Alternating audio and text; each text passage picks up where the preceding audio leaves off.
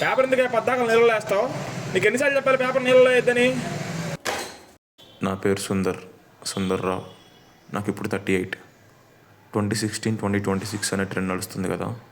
నేను కూడా మీలాగే 10 years బ్యాక్ నాకు 28 ఉన్నప్పుడు అసలు పెళ్ళే వద్దు, పెళ్ళి చేసుకొని ఏం పీకాలి అనుకున్నాను. నేను పెళ్లి చేసుకోవడమా? నా జీవితంలో ఎన్ని మారినా సరే నేను చేసుకుని ఒకటే ఒక విషయం, పెళ్ళి. ఇప్పుడు పెళ్లి చేసుకోకుండా నేను పెద్దగా సాధించింది కూడా ఏం లేదు. అలా అని బాధపడటం కూడా ఏం లేదు. జాబ్కి వెళ్తున్నా, వస్తున్నా, వండుకుంటున్నా, అప్పుడప్పుడు తాగుతున్నా. కేవలం 100 రూపాయలకి 3 సర్ఫ్ ప్యాకెట్లు ఒక బట్టలు సంభిస్తున్నాము. రండి, త్వరగా రండి, బండి వెళ్ళిపోతుంది. అండ్ కొంచెం ఎక్సర్సైజ్ కూడా చేస్తూ ఉంటా అప్పుడప్పుడు. పెళ్లి చూపులకి వెళ్ళినప్పుడు ఇట్లా పొట్టేసుకొని కనపడితే మరి అంటే నాకు ఎంబారసింగ్ ఉంటుంది. వాళ్ళకి నచ్చాలని కాదు కానీ. అండ్ కంటిన్యూస్గా పైకి ఎక్కి దిగుతుంటే మెట్లు రొప్ప వస్తుంది. సిగరెట్లు ఆపేయాలి. మీరేమనుకోనంటే మిమ్మల్ని ఒక క్వశ్చన్ అడగొచ్చా? మీ ఏజ్ ఎంత? 24. నీకు ఎన్నిసార్లు చెప్పావా నా వయసు వాళ్ళని మా చూడమని? అమ్మ పెళ్ళి అని చంపుతుంది. నాకు 23, 25 ఈ ఏజ్ వాళ్ళు వద్దుమా, నా ఏజ్లో వాళ్ళని చూడమా అంటే మాట వినట్లేదు. అయినా ప్రేమకి ఏజ్తో సంబంధం లేదు, కానీ పెళ్ళికి ఏజ్తో సంబంధం ఉంటుంది. పెళ్ళిలో ఏజ్ డిఫరెన్స్ గురించి రాగానే సినిమాల్లో సచిన్ రిఫరెన్స్ యూస్ చేసినట్టు మీరు కూడా అదే చెప్పకండి. నాకు విని ఇసుకొచ్చింది.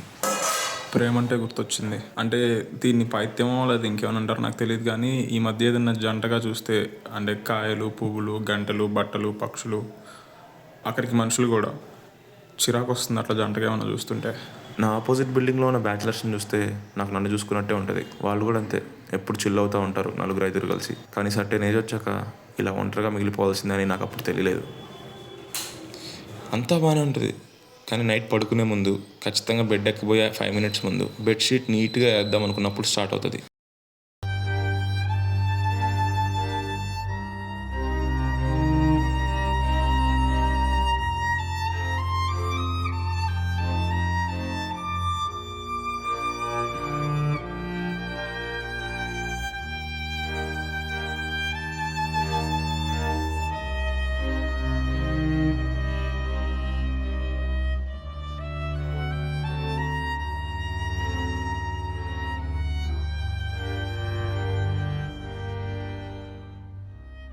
లైఫ్ అనే దుప్పటికి ఈ చివర నువ్వు ఎంత ఆనందంగా ఉన్నా సరే, అది బ్యాలెన్స్ అవ్వాలంటే ఆ చివర కూడా నీకంటూ మనిషి ఉండాలి.